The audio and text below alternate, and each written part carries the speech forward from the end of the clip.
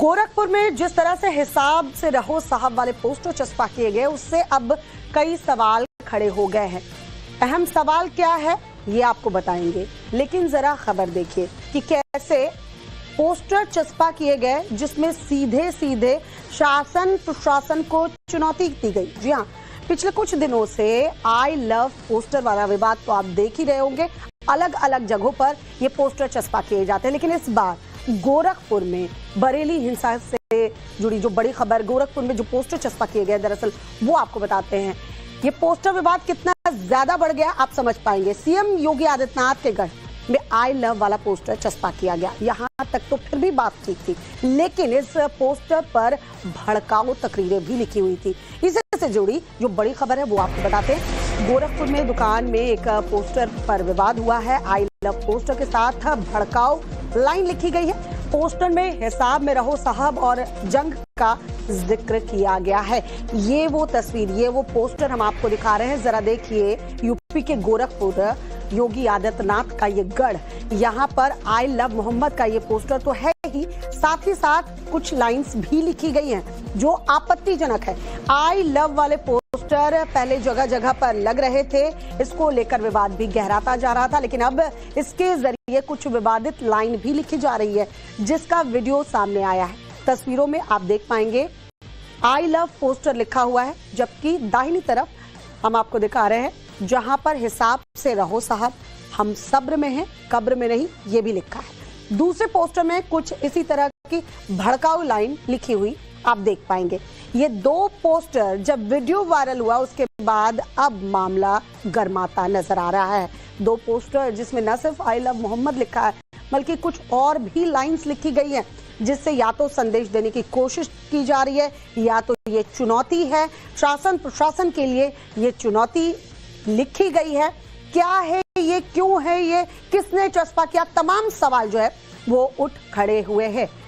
जिस तरह से हिसाब से रहो साहब वाले ये पोस्टर चस्पा किए गए हैं, अब आप समझिए क्या ये मैसेज है।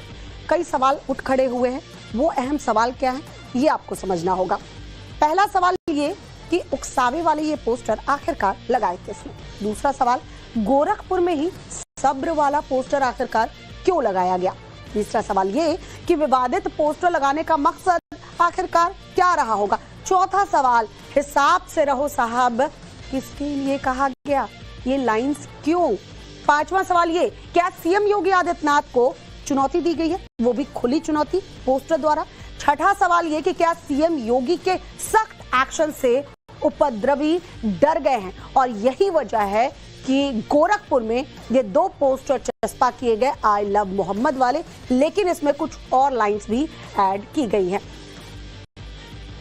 अब देखिए, जब पोस्टर चस्पा कर दिए गए तो कई सवाल उठ खड़े हुए हैं, क्या ये शासन प्रशासन को चुनौती है, लेकिन इसमें जो लाइंस लिखी गई हैं वो लाइंस भी सवाल खड़े करते हैं। पहला सवाल ये कि जब एक्शन उपद्रवियों पर हो रहा है तब आखिरकार किसके खिलाफ जंग वाली बात लिखी गई है। दूसरा सवाल ये कि जंग वाली बात क्या दूसरे समुदाय के खिलाफ लिखी गई है। तीसरा सवाल ये, क्या शासन और प्रशासन के खिलाफ जंग की बात कही गई है। चौथा सवाल ये, क्या पोस्टर के जरिए माहौल बिगाड़ने की कोशिश की जा रही है। पांचवा सवाल, किसके इशारे पर दुकानों पर ये पोस्टर चस्पा किए गए, वो भी भड़काऊ लाइंस के साथ। छठा सवाल ये, विवादित पोस्टर के पीछे मास्टरमाइंड कौन है, कौन ये सब साजिश रच रहा है, क्या दंगा फैलाना मकसद है। गोरखपुर पोस्टर विवाद से जुड़ी जो बड़ी खबर आ रही है आपको बताते हैं। पोस्टर वायरल होने के बाद एक्शन में प्रशासन नजर आ रहा है। पुलिस ने दुकान से विवादित पोस्टर को हटाया है। पोस्टर लगाने वाले की पहचान में पुलिस जुटी हुई है।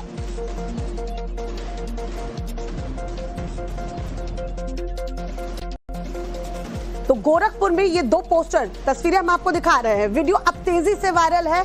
आई लव मोहम्मद पोस्टर के साथ कुछ और लाइंस लिखी गई हैं जो विवादित लाइंस हैं और खुले तौर पर चुनौती देने वाली लाइंस है। हिसाब में रहो साहब, ये किसे कहा जा रहा है, हम सब्र में हैं कब्र में नहीं, जंग की बात भी कही गई है। तो ये अब सामने आ रहा है कि क्या इस पोस्टर के जरिए एक समुदाय विशेष को ये बातें कही जा रही है या फिर शासन को चुनौती दी जा रही है।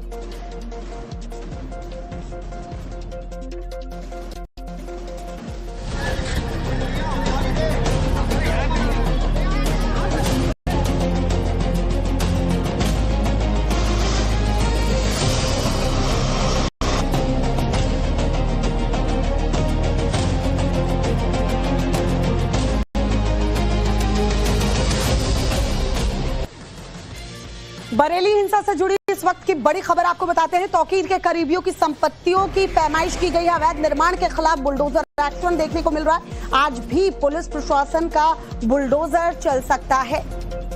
तो तौकीर के करीबियों की संपत्तियों की पैमाइश की गई है और बुलडोजर एक्शन लगातार देखने को मिल रहा है। जो अवैध निर्माण है उसे ढहाया जा रहा है, बिना नक्शा पास कराए या बिना परमिशन के जो निर्माण किए गए हैं उस पर बुलडोजर एक्शन हमने दिखाया कि कैसे हो रहा है। आज भी बताया जा रहा है कि प्रशासन का ये पीला पंजा जो है वो चल सकता है।